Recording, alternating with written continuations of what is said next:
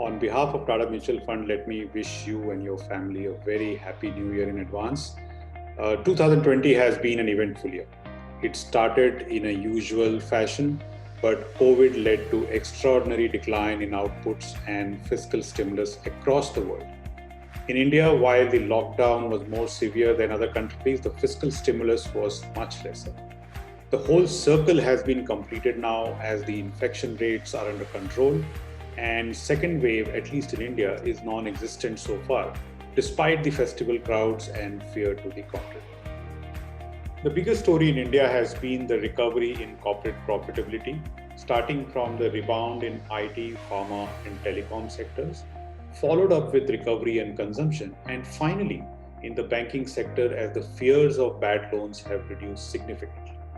Reduction in costs across all the sectors have led to massive surprise on the profit margins, even in the sectors which have been very slow to recover on the top line of the revenues.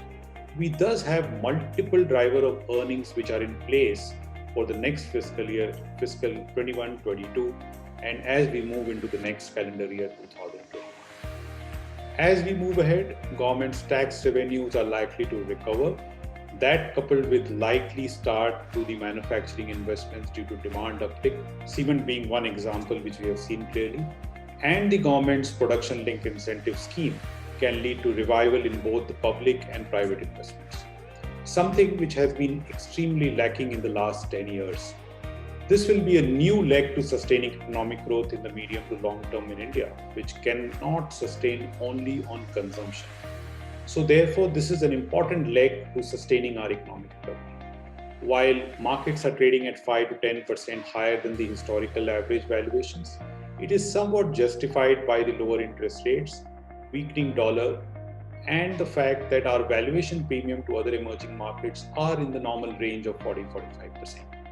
We also believe that such a phase of economic growth would lead to broader benefits across large, mid, and small caps, leading to opportunities to generate above average equity returns in 2021. Our advice at Tata Mutual Fund, therefore, would be to have a diversified mix of funds which can give stability on the one hand and increased exposure to mid and small caps on the other hand, which can perform relatively better. So stay invested, and once again wish you a very prosperous 2020. Thank you.